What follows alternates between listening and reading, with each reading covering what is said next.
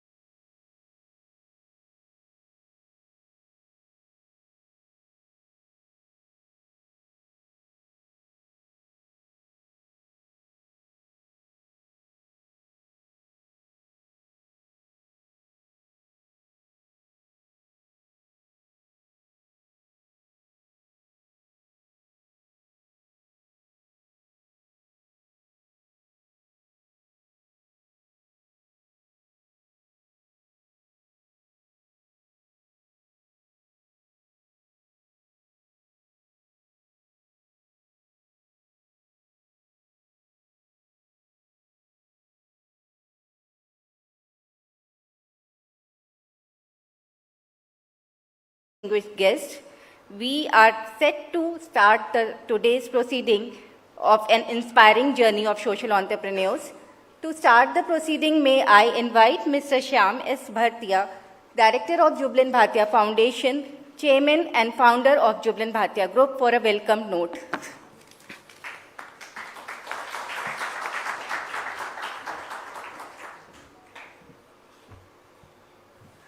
Good evening, everyone. It's both an honor and pleasure to welcome you all on behalf of Jubilant Bhartia Foundation to the 16th edition of Social Entrepreneur of the Year Award,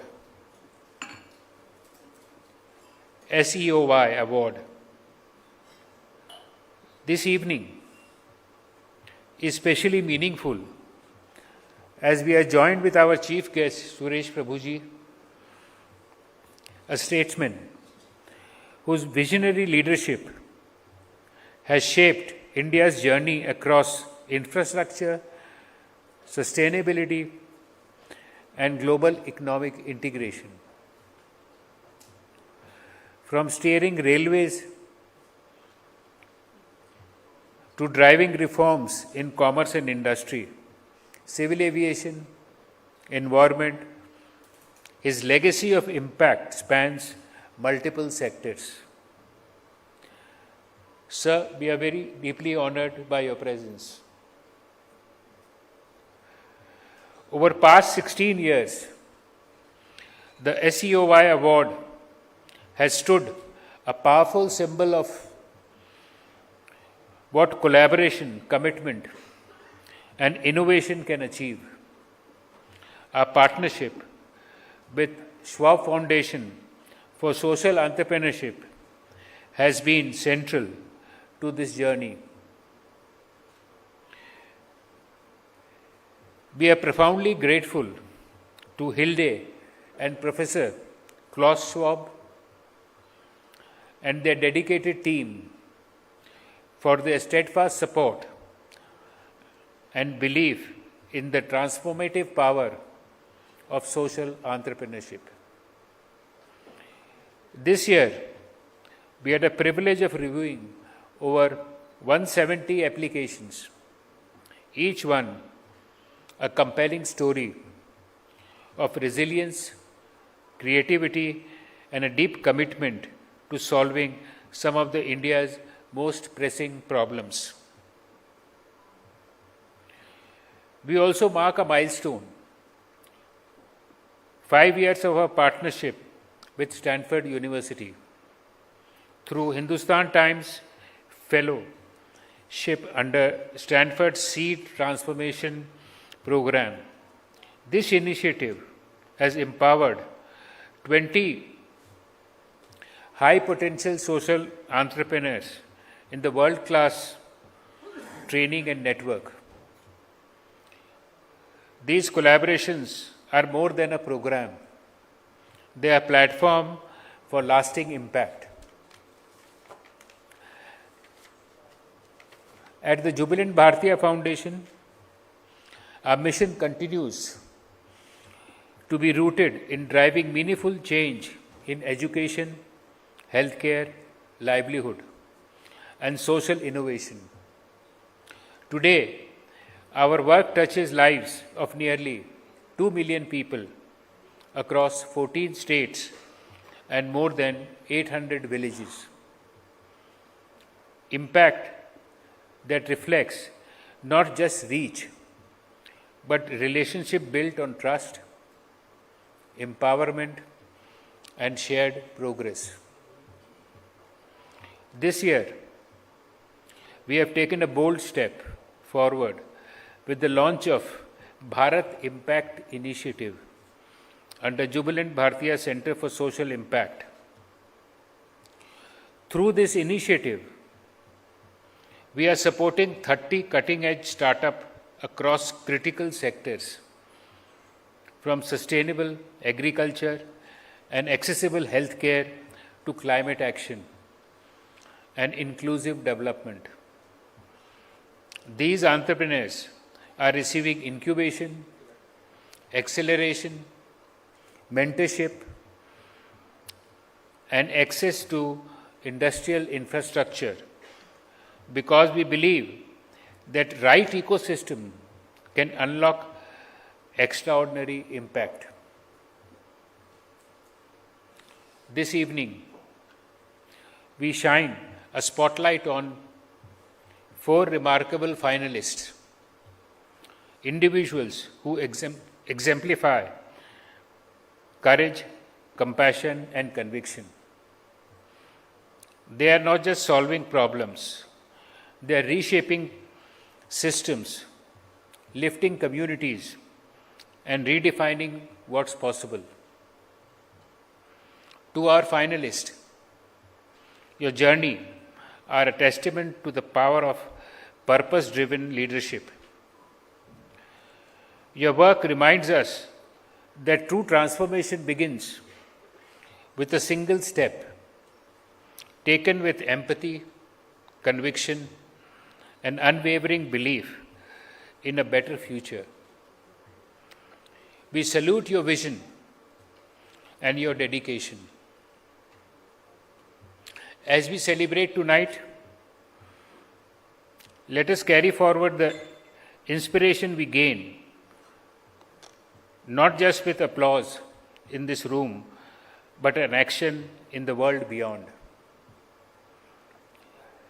Let us be reminded that the path to the inclusive, resilient, and prosperous India lies in nurturing ideas, supporting change makers, and believing in the power of social entrepreneurship.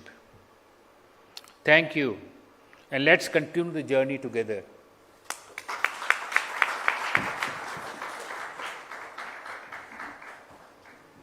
Thank you, sir, for setting the context with your wonderful welcome note.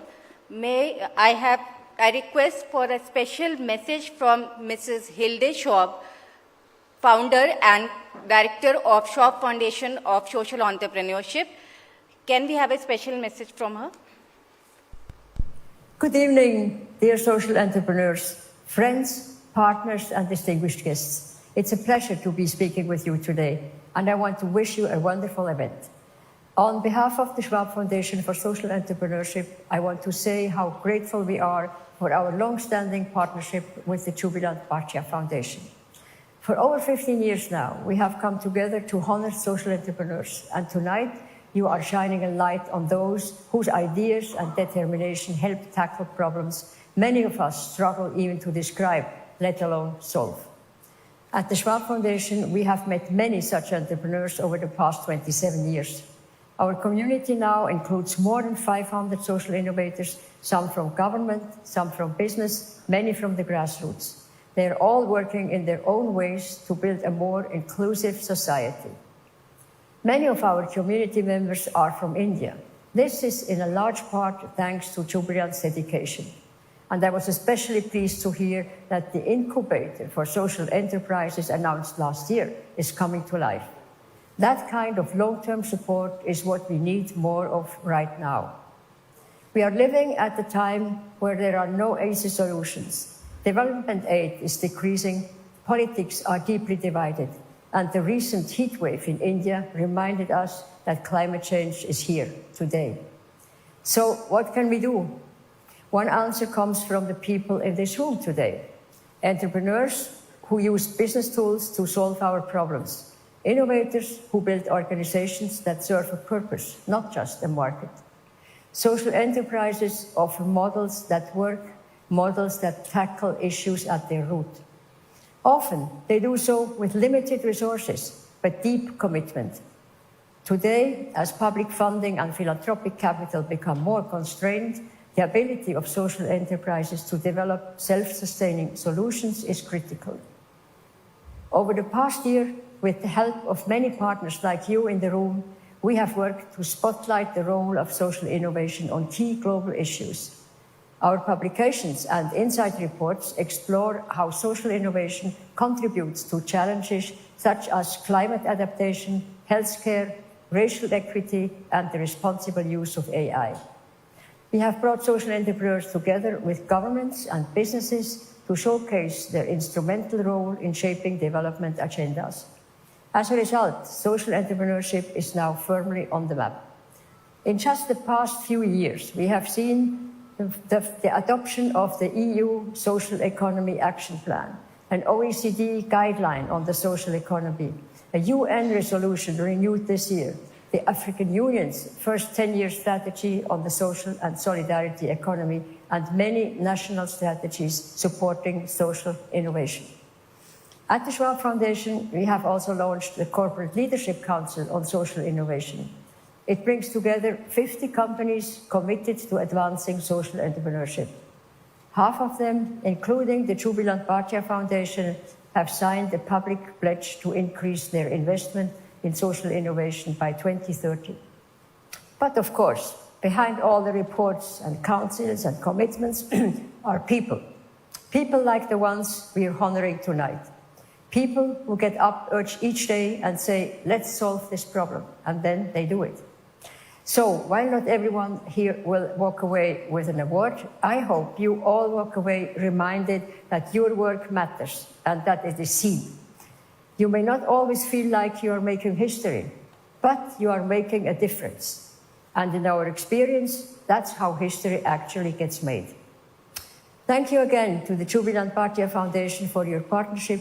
Thank you to all the finalists for your inspiring work. And thank you to all of you for believing in what's possible, even when it is difficult. I wish you a wonderful celebration and continued courage on the path ahead. Thank you.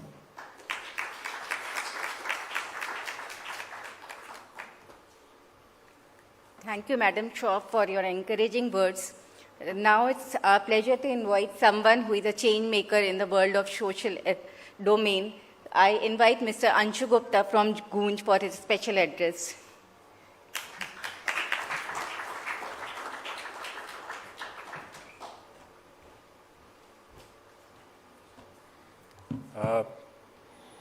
Thank you, and of course it's an honor. I mean, My journey with the foundation started in 2012, and people often ask us, what is this all about fellowship? And I tell people that till the fellowship happens in your life, you think you are the only mad. And then the fellowships offer you a platter of mad people. And then you understand that ये तो पूरी पागलों की जमात है. The people who really trust on certain ideas, the people who want to make change in their own way, in a different way, the people who are listener kind of thing. So I was just, thinking that I'll just touch upon certain things because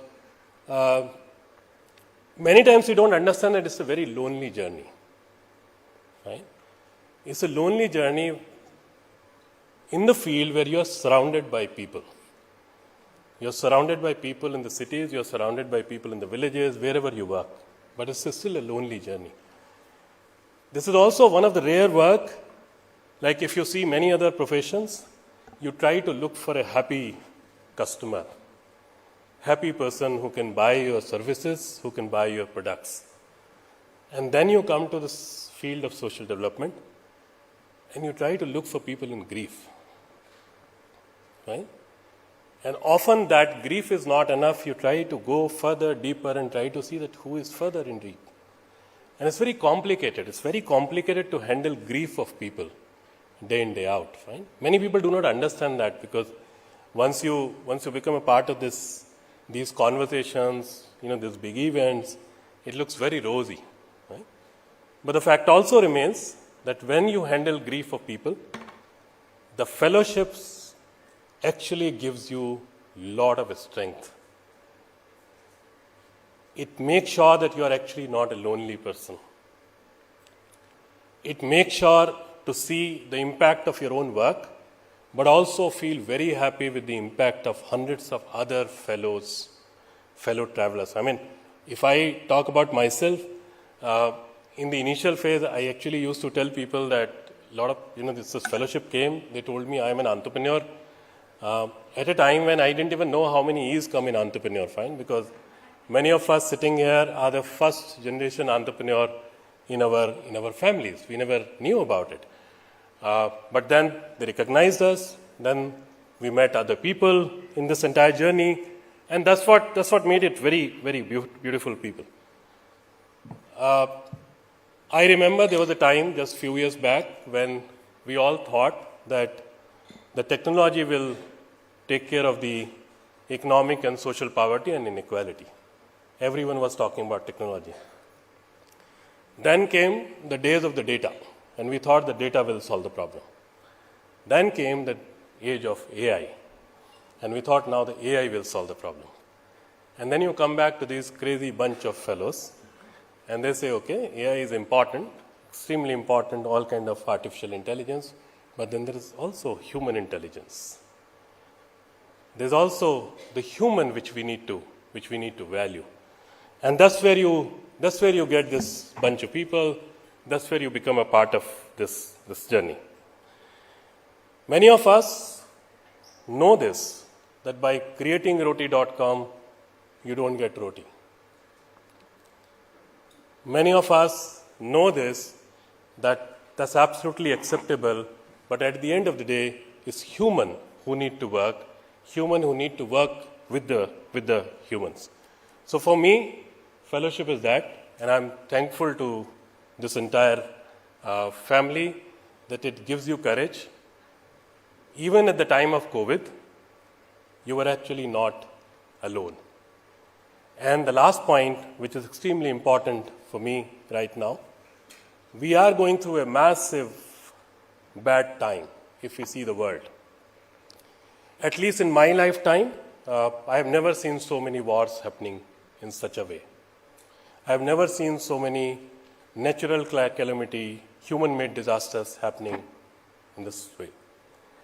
Trust me, when the bad happens, all of a sudden, not many new people will come up. But the good people will have to do much more. And the fellowships and this hall gives you that confidence that there are enough good people. Thank you very much.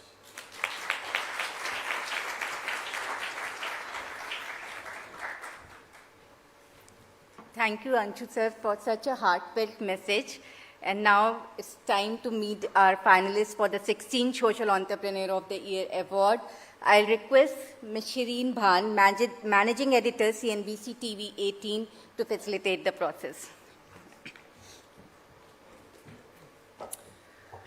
Good evening, ladies and gentlemen. It is an absolute pleasure and an honor to be back here at the Social Entrepreneur of the Year Awards. You know, just to respond to what Anshu said, it's a particularly special moment to be here in the company of, as he said, good but also very mad people, because to do what they do and to have the perseverance, the patience, the courage and the audacity to do what they do, they have to have that unreasonableness. They have to have a little bit of that mad in them. So it's great to be here this evening. Thank you very much to the Honorable Minister, former Minister, Mr. Suresh Prabhu, for being here with us.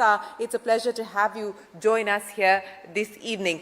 You know, at CNBC-TV18, we've been doing this now with the Bharatiya Foundation for the last 16 years, and we've been telling these stories of change for the last 20 plus years. So we're particularly proud that we continue to do that, and that is our way of trying to give back to society. Ladies and gentlemen, there are stories that make headlines, and then there are stories that make history. They don't only unfold in our boardrooms, they also unfold in narrow lanes, in classrooms, in homes, where silence was the norm until someone walked in and said that you matter. Tonight is about celebrating those stories and the rare individuals who've made those stories possible. They are not just entrepreneurs. We know how many E's there are in entrepreneurs now. They are architects of trust building where systems have broken down. They didn't wait for change to happen. They stepped in to make change happen. From stepping in to give children who were forced into the workforce their childhood back, to interventions that make our roads safer, to women stitching together miracles quietly and with dignity. And because of the entrepreneurs that we celebrate here today, more children are back in school, more women own the means of production, and more villages are seen, served, and are self-reliant today. But this, ladies and gentlemen, as you've heard, is not easy work. But it is urgent, and it is transformative, and it is real. I think that is the critical aspect. As I pointed out at CNBC-TV18, we take great pride in telling these stories, stories that often go unseen, yet define who we are as a nation. For over 2 decades, we've chronicled India's development not just through the lens of the stock markets, but through the lives that have been changed by entrepreneurs that we celebrate here today. We're deeply grateful to the Schwab Foundation and the Jubilant Bharatiya Foundation for partnering with us to celebrate this brand of leadership, one that blends growth with compassion and strategy with equity and fairness. Because for us, business news has never been just about profits and losses. It's been about the balance sheet of the nation and the people powering its most resilient assets. And tonight, through the Social Entrepreneur of the Year Awards, we shine a light on the rare individuals who've turned grassroots action into national impact.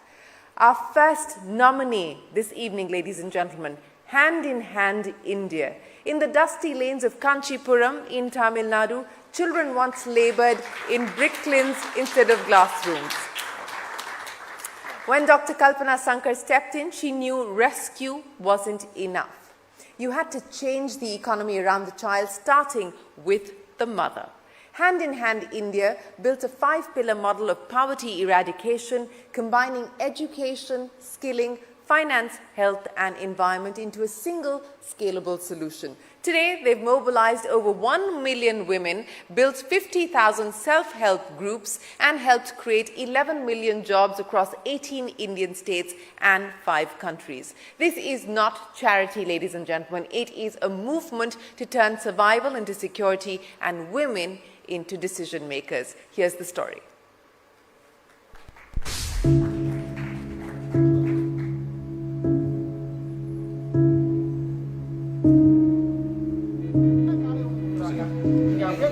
Hand in Hand's journey started with the visit of 2 Swedish teachers. They visited Kanchipuram, They saw the plight of child laborers. 13.6 million people were identified as poor and below the poverty line in TA. We realized that poverty was a causal factor. Only when you start working with them, you realize they are so helpless, voiceless. So they need a place where we can give them the lost childhood and also help them to cope with the trauma. So Percy and I developed a 5-pillar program to address the poverty reduction. Within 1 or 2 years, children who have never been to school, children who have been working in very harsh conditions, we could give them the lost childhood. Across India, Hand in Hand has rescued thousands of children from harsh labor in brick kilns, coconut kilns and domestic work. They were enrolled into traditional residential schools run by Hand in Hand before being mainstreamed into formal schooling. Over 500 of them have gone on to complete school, college and even postgraduate degrees. But behind nearly every child forced to work is a mother locked in poverty. From child labor, we started shifting on mothers of child laborers, formed them into self-help groups and set up livelihood options for them. We encompassed the skill training and included business coaching, digital training, so that they saw a substantial increase in income. For other women, basically it will be training on group dynamics, savings, social security schemes, so that they are able to access government schemes. We have nearly pumped in nearly 500 crores of government funding, CSR funding, donor funding for the benefit of women. We started in Kanchipuram and then we expanded to 18 states in India. We customized it based on the need, socio-demographic conditions of each state. So we promoted nearly 50,000 self-help groups across India. Today, after 21 years, Hand in Hand has reached over 1 million women and impacted nearly 4 million families, trained 30,000 youth and 25,000 farmers, and continues to partner with governments and institutions to scale impact nationwide. After testing the waters in India, we managed to scale it up in South Africa, in Afghanistan, in Brazil, Cambodia and Sri Lanka. From the looms of Kanchipuram to classrooms, clinics and credit lines, Hand in Hand has created over 11 million jobs, disbursed 10,000 crore rupees in microfinance and continues to prove that poverty isn't permanent, especially when women lead the way. When we started the self-help group program in 2004, they were illiterate. They used to use their fingerprint for even recording the group attendance. Today, their children are all, most of them are engineers or doctors. They managed to save the money and empower their children, and the family has progressed from poverty to a middle class. When I come across a police officer or a police supervisor, constable in metro, and he says, I was your student, then that brings tears into my eyes.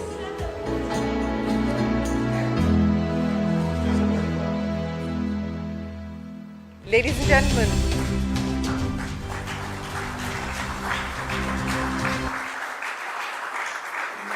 the story of Dr. Kalpana Sankar driving change in India and now driving change for the world as well. Congratulations to you, and ladies and gentlemen, a big round of applause for our first finalist this evening. What an absolute pleasure to be able to tell your story. Moving now to our next finalist this evening, the Save Life Foundation. India's roads claim a life every 4 minutes, not because of bad luck, but because of broken systems. After losing a young cousin in a preventable crash, Piyush Tiwari made it his mission to change what happens in the first critical moments after an accident. Save Life Foundation led the charge of India's Good Samaritan law, created the country's first zero fatality corridors, and trained 50,000 police personnel and citizens in life-saving emergency response. Today, their work stretches across highways and cities, turning road safety into policy and panic into preparedness. This is not just advocacy, it is infrastructure for survival.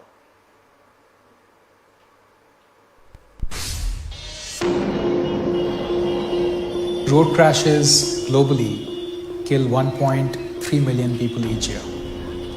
93% of these fatalities are suffered by low and middle income countries like India. I got exposed to this problem after losing a young family member to a road crash in 2007, and that eventually led to the establishment of Save Life Foundation. Save Life attacks the issue of road crashes from two directions. Top down, which is the policy work that we do. We were of course behind the Good Samaritan law, and that led to the inception of the Zero Fatality Corridor program, where we adopted one of India's deadliest highways, the Mumbai-Pune Expressway. We also helped facilitate the passage of the Motor Vehicle Amendment Act of 2019. We got a ban imposed on trucks from carrying protruding rods. And today, we are advocating for India's first ever right to trauma care law. The second part of our work is bottom up. Bottom up is where we work on the ground with communities, on highways, in districts. We forensically investigate road crashes, understand what data says, and then we carry out sustained surgical intervention. Now, technology plays a very significant role in our work, especially AI. If we are dealing with a high fatality intersection, what we'll do is we'll deploy AI-trained cameras across the intersection and define what conflict means. Conflict could be a proximity-based conflict, where if two entities come within a certain proximity, the AI will catch that and will heat map that particular section. Now, our design team will then get involved in working with the authorities to reduce that conflict. Today, we sit on nearly 500,000 data points with regard to crashes across the country. So we are building technology that can allow us to predict crashes in the future so that we are able to proactively and preemptively move police enforcement, ambulances, and so on and so forth, so that we can prevent those incidents from taking place. Last year, our work saved about 5,500 lives overall. There's been a 32% drop in deaths across 20 plus highways where we operate today.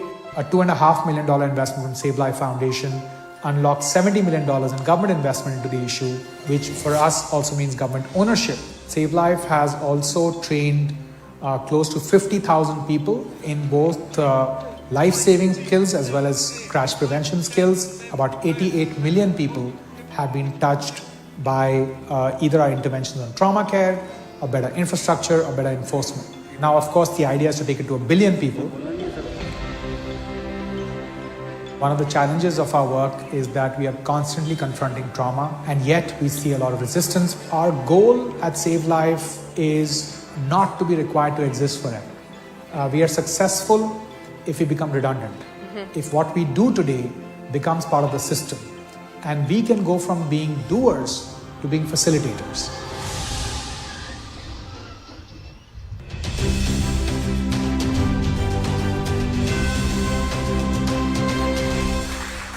Ladies and gentlemen, a big round of applause to Piyush Tiwari and Save Life Foundation. Thank you for doing what you do, and we wish you the very best of luck with the ambitious targets that you've set for yourself. It's time now to introduce you to our next finalist this evening, the Sauramandala Foundation. In India's most remote tribal regions, systems don't fail loudly, they just fade away, and you will find the road, but not the health worker. You'll find the scheme, but not the form. Founded by Nagar Karthik MP, taking an unconventional path, working inside government systems to fix last-mile delivery from within. Their programs, from solar clinics and youth skill hubs to indigenous storybooks and entrepreneurship fellowships, have been absorbed into public governance in Meghalaya. With just 3.5 crore rupees in philanthropic capital, they've enabled over 200 crores in public investment to reach people that it was truly meant for. This isn't parallel delivery, this is quiet, embedded transformation, invisible in method, but undeniable in its outcome.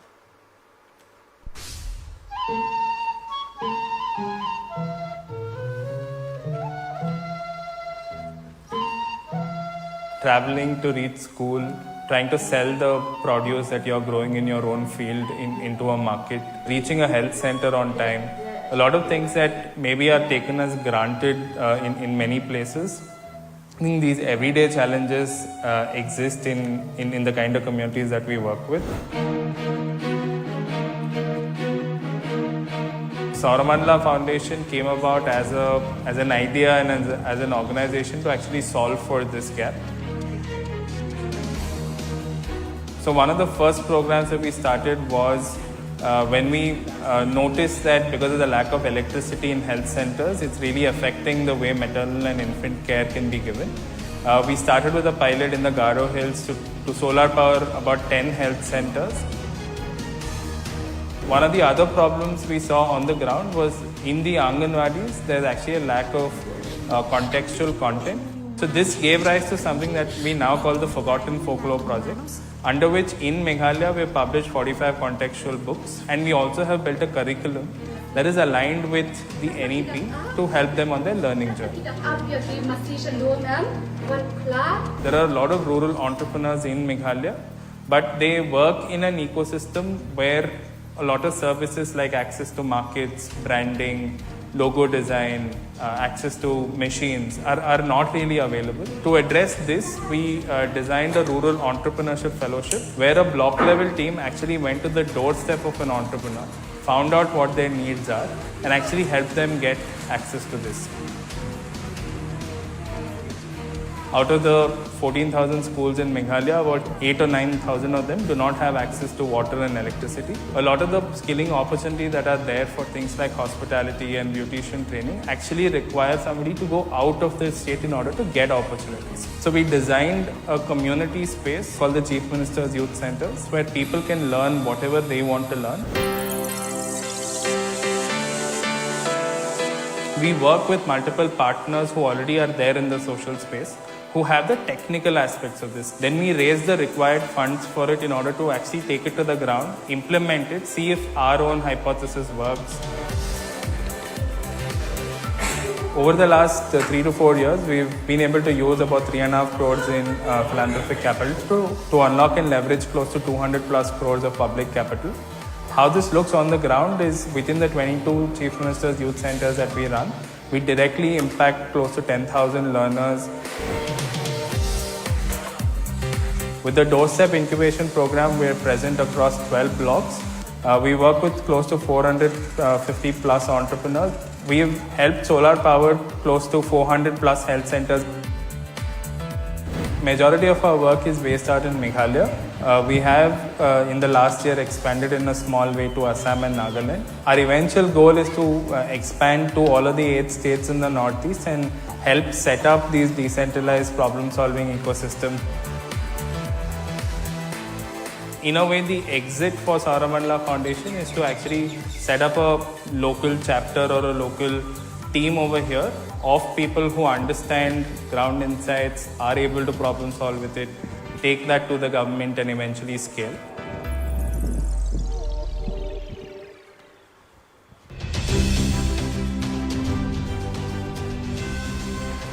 Ladies and gentlemen, please give a big round of applause to Nagar Karthik MP, and we wish you the very best of luck as you take your efforts across the Northeast and hopefully pan-India as well. Thank you very much for joining us here this evening.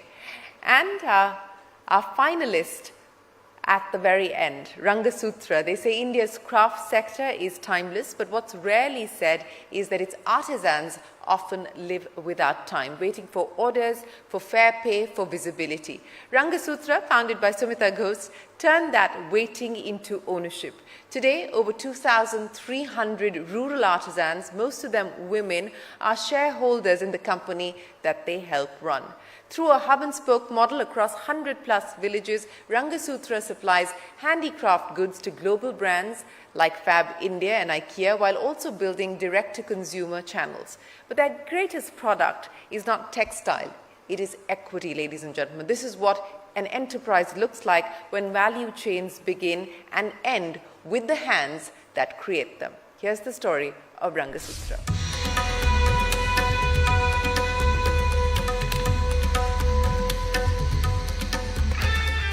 I found that in Rajasthan things were like totally opposite. Women were still in parda. They had farming work, but it was a very drought prone area. People, were dependent on that one rain-fed crop, and the rest of the year they had nothing much to do. So that's when we discovered that they also have this amazing tradition of handcrafts. So that's when the idea of Ranga Sutra came to me, and we decided to set up this community-owned company.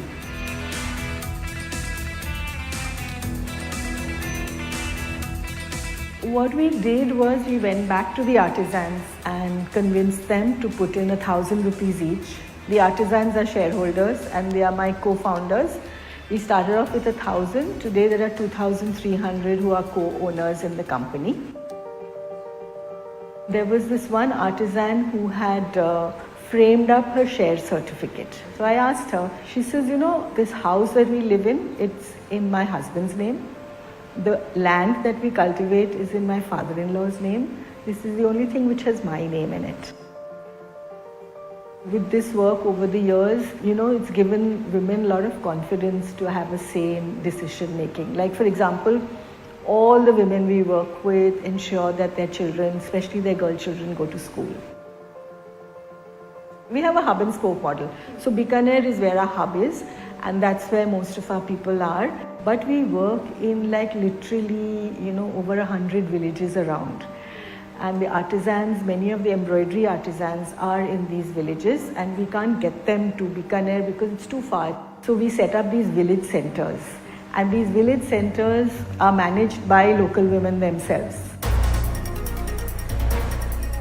From sampling, getting the order, buying the raw material, distributing it to the weavers, to the tailors, to the embroidery artisans, bringing it back to our hub in Bikaner and doing a final quality check, packing, cleaning and shipping. So right to the end. That's in the B2B. With the B2C, there's one more step in which we are actually reaching out to customers. So our biggest partnerships are with the community-based organizations, Urmul Trust. We have partnership with Fab India, with IKEA. Over the last 18 years, we've reached out and worked with 8,000 odd artisans. Of the total sales that we make, about 25-30% goes directly back to the artisans. There is this village called 2AD. It's like a desert. So there is this Badli Bai, one of the initial women who was a shareholder in the company.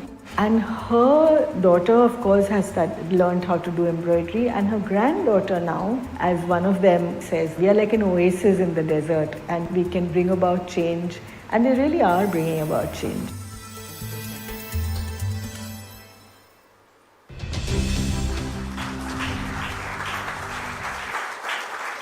Ladies and gentlemen, Sumita Ghosh and Ranga Sutra, thank you very much for doing what you do. And with that, the 4 finalists this evening who have rewritten what entrepreneurship can mean and who it can truly serve. They don't just chase unicorn status, they build something sharper and rarer.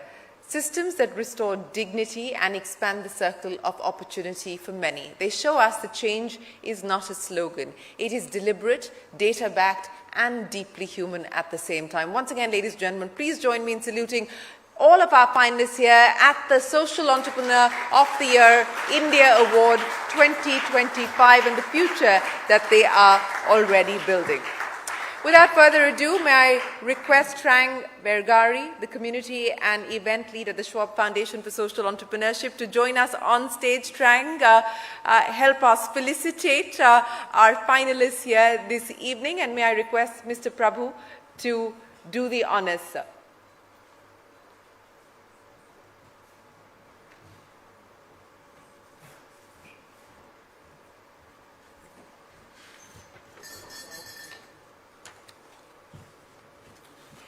Could we please request Dr. Kalpana to join us up on stage. Dr. Kalpana Sankar, ladies and gentlemen, a big round of applause.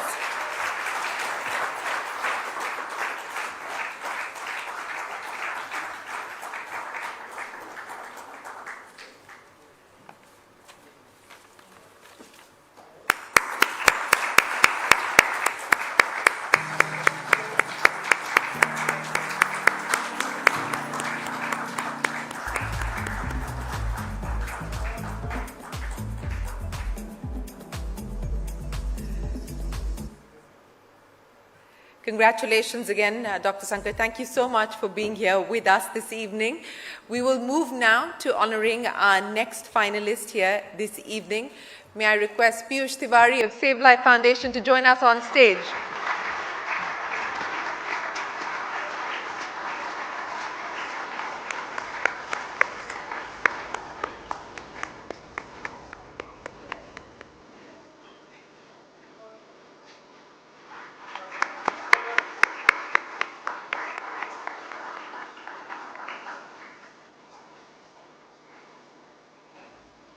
Congratulations, Piyush, and thank you again for being here this evening.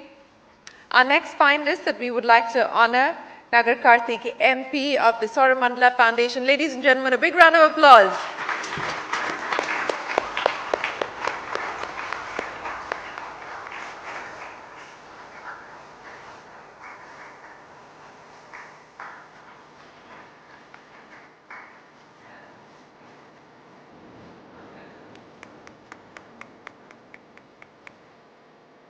Congratulations to you and your team. And our last finalist this evening, Sumita Ghosh of Ranga Sutra. Ladies and gentlemen, a big round of applause for Ranga Sutra and their wonderful team.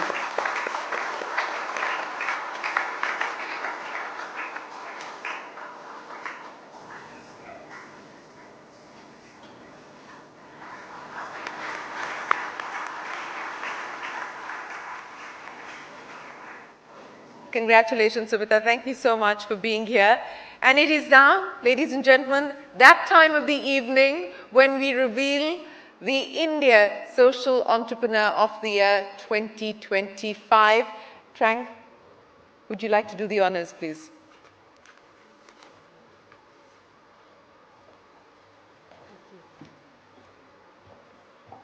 Ladies and gentlemen, the Social Entrepreneur of the Year this year is Piyush Tiwari, Save Life Foundation. Congratulations.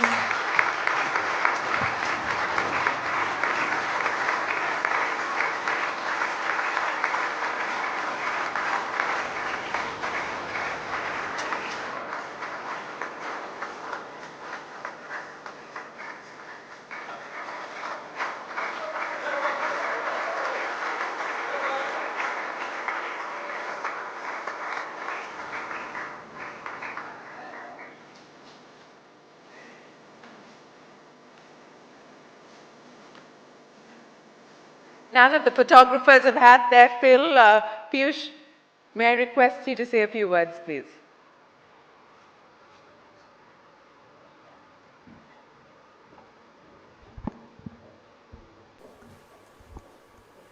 Wow, this is entirely a surprise given the company I was in. But thank you so much to Jubilant Bharatiya Foundation, to the Schwab Foundation for this absolutely incredible and rather unexpected honor. Road crashes are one of the most pressing yet ignored public health issues of our time.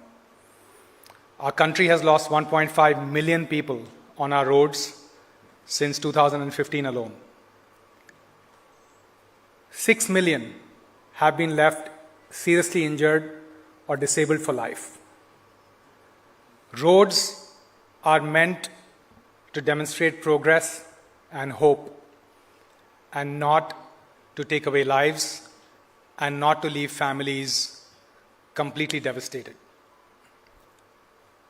I think we all know what losing a loved one feels like. Now imagine millions of families going through that each year. Our goal at Save Life Foundation is not just to use AI or to do engineering or to, create awareness.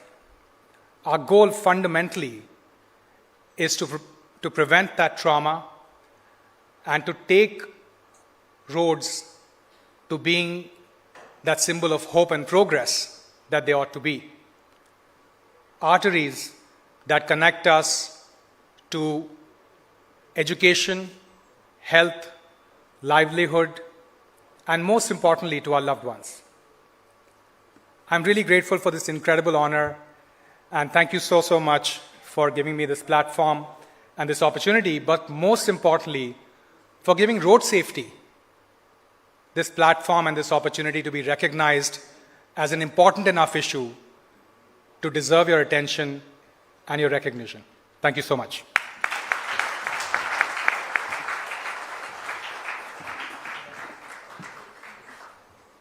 Thank you again, Piyush, and congratulations once again to you and your team. And ladies and gentlemen, without further ado, may I invite Mr. Prabhu to please address the wonderful gathering that we have here this evening and share your thoughts on what you take away from the many stories that you've heard today. Mr. Prabhu. Ladies and gentlemen, a big round of applause for Suresh Prabhu.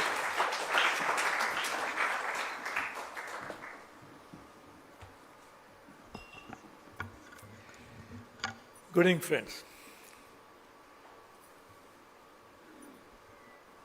Delhi is a national capital. So every day or the other, many important events take place. Normally, this is the place where we call people from industry, from economic fields, felicitate them, honor them,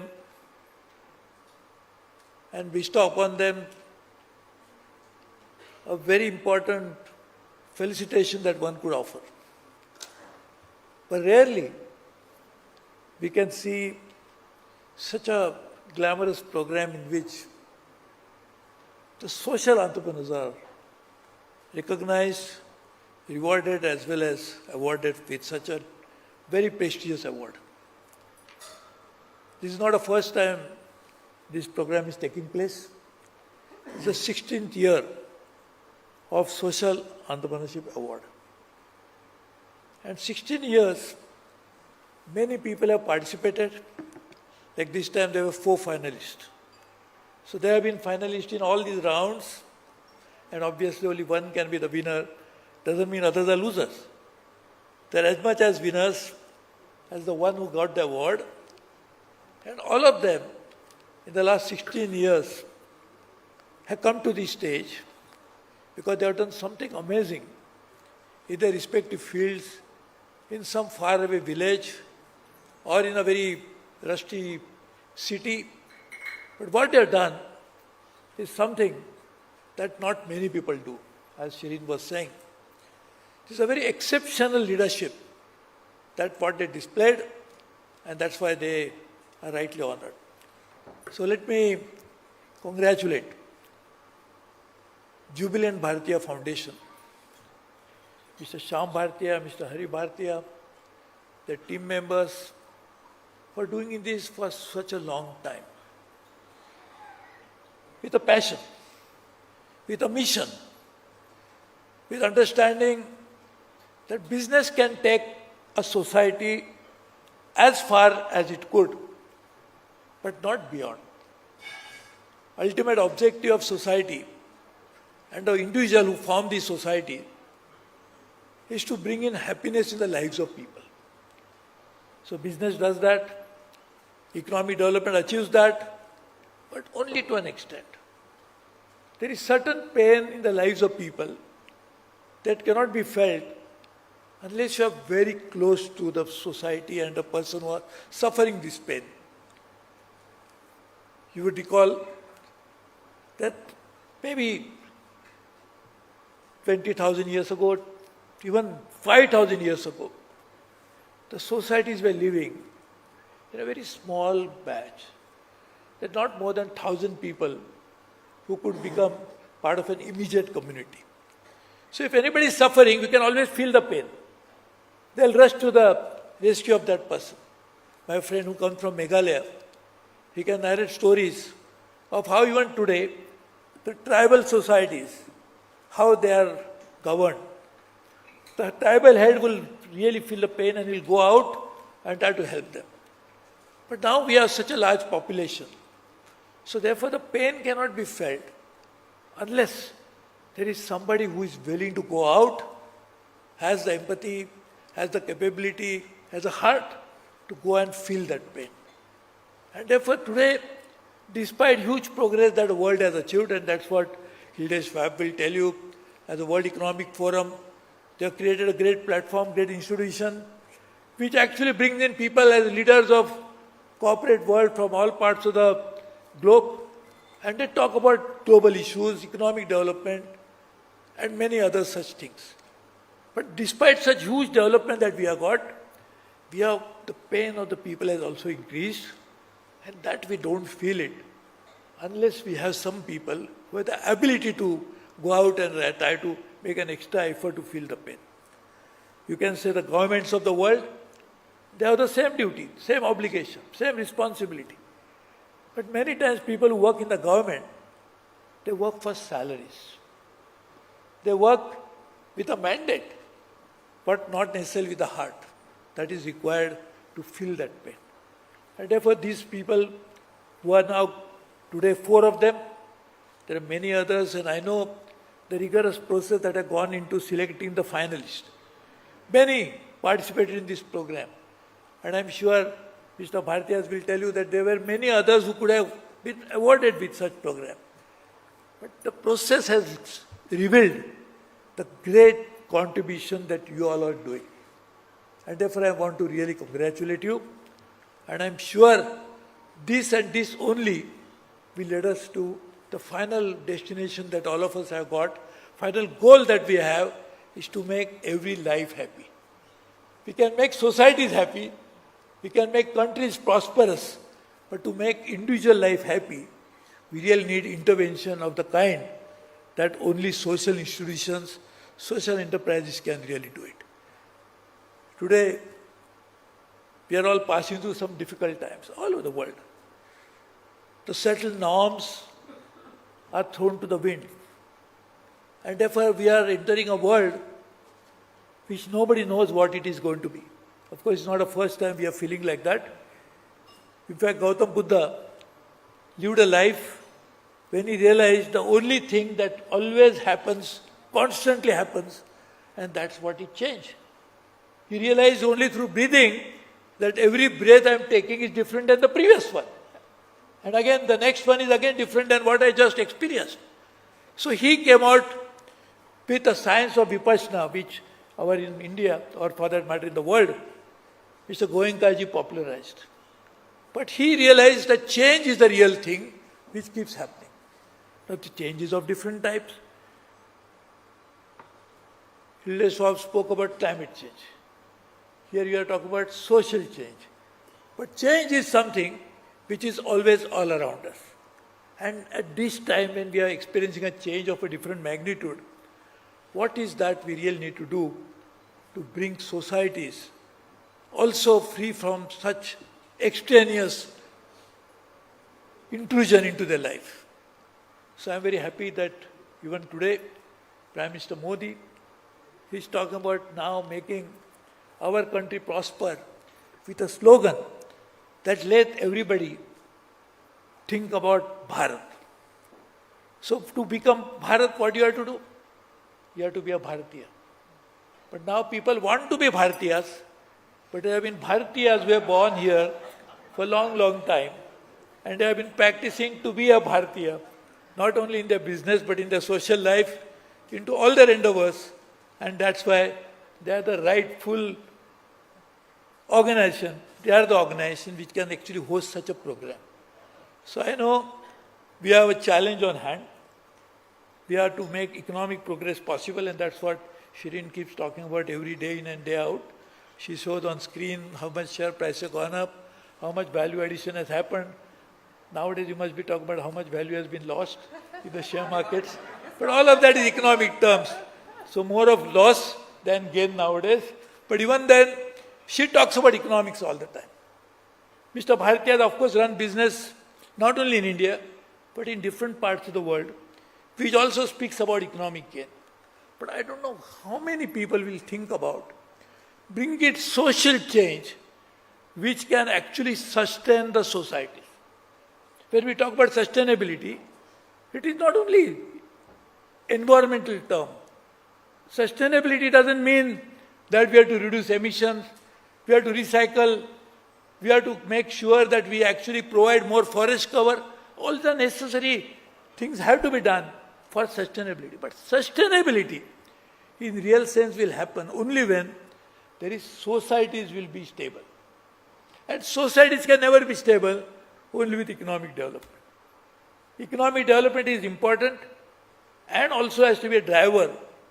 But social change and social stability, and for that matter, what comes with that as sustainability, will happen only and only when social change also happens in the lives of individual persons.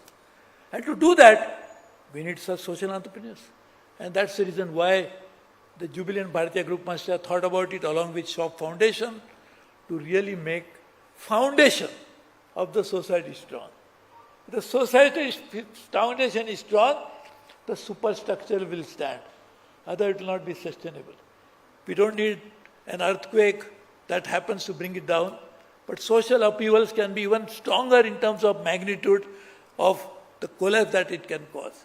And therefore such intervention as you are doing are so important. So let me thank on behalf of not only all of you, but on behalf of most of the people in India, to Mr. Shyam Bharatiya, Mr. Hari Bharatiya, the Jubilant Bharatiya Foundation for doing this program year after year. And I know, because they are the ones who don't speak much about what they do, but they do more than what others speak about. And that's why I know in their own organization in Noida, if one goes and sees how, along with business, there is an outreach program wherein hand-holding happens, wherein incubation happens, where acceleration happens, where the real scaling up of social enterprises also happens. And that's why I am very sure that today's program will be another accelerator in terms of motivating people to do more to enrich the lives of those who are really unfortunately not yet still part of this happiness value chain. They are not part of the supply chain wherein the lives can change for better unless such intervention happens. So let me congratulate you.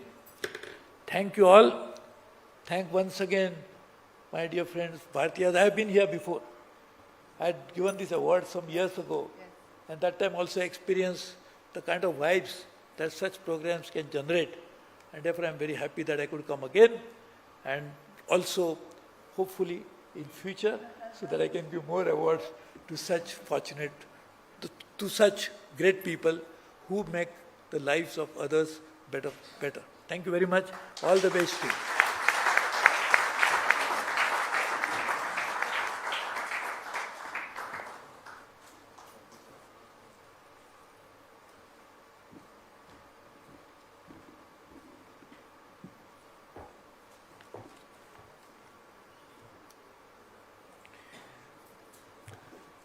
Suresh ji, Shireen, Trang, Shyam, Anshu, our jury members, friends, and all the social entrepreneurs, thank you so much for coming and supporting this initiative. You know, I have tried never to miss this program for last 16 years. I think I have attended, like you, almost all the programs, and this is for really a selfish reason. As Suresh ji said, you know, as businessmen we are worried about quarterly profit. As Shireen knows, you know, if your next quarter's profit comes down, you will hear from Shireen, and the stock price will go down. So we are constantly worried about this, and we have become a kind of a robot, because the investors drive what we have to do. But when you come here and you hear such inspiring stories, and it's a great reminder that the human part is equally important, and what they achieve with such little resource is amazing. So thank you all of you for continuously inspiring all of us. Firstly, my congratulations to all the 4 finalists, Kalpana ji, Piyush, Naga Kartika and Sumita. I'm sure the judges had a tough time deciding who's the winner. So congratulations, Piyush, for road safety is a major issue. And I must tell you, in our company, we discuss about, in India, we don't wear seat belts in the back seat. Huh? And as you know, many accidents happen, and if you are not wearing as a passenger a back seat. So now, in the last 2 years at least, I have started wearing, I must confess, that in India nobody used to wear it, so I also, but if you go abroad, it's habitual for people to wear a seat belt. They just reach, their hand reaches and they wear a seat belt. So I have to call Piyush then at home sometime, Kavita is sitting here, I'm always convincing her, and so now she is also starting to wear a seat belt. So I think this is also equally important, personal safety, while accidents have to be avoided, but we all must get into this habit of wearing a seat belt, because I don't know the record, but Piyush can tell us that if you wear a seat belt, your chances of survival is much, much higher. So congratulations, Piyush, for this amazing work that you are doing. And Shireen, thank you for really supporting this initiative and taking these stories on your channel. And I'm sure, thanks to that, so many more people are getting inspired and want to be social entrepreneurs. And if you do decide, if some of them do decide, we have now an incubation center and where we can help. And so thank you, Shireen, for all the support that we have received from you. And I know that you have not missed a program for the last, 20 years? Yes. 20 years. So, and to try and take our message to Hilde, that for the support and all the, taking all the winners to Davos, where they could meet globally some of the best entrepreneurs in the world. And Trang, thank you for coming all the way to support this program. But this program is, I will not be doing a fair thing unless I first thank Vivek. Where is Vivek?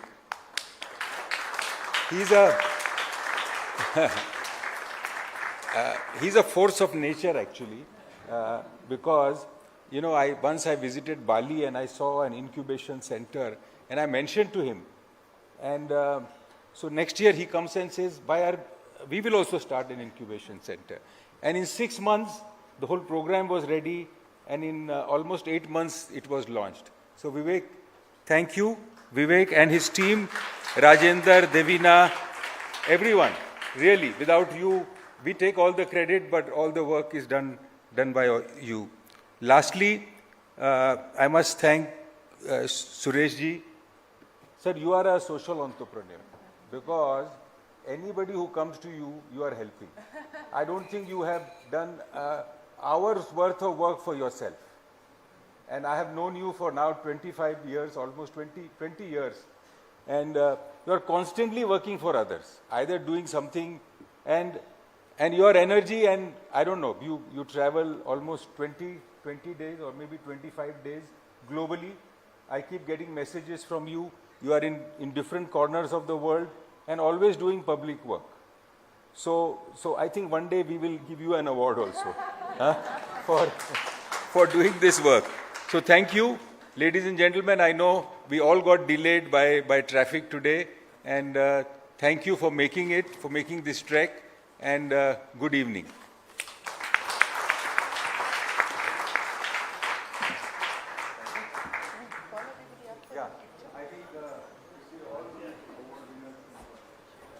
I'll request all the finalists and the winner of the day to come up on the stage for a group photo.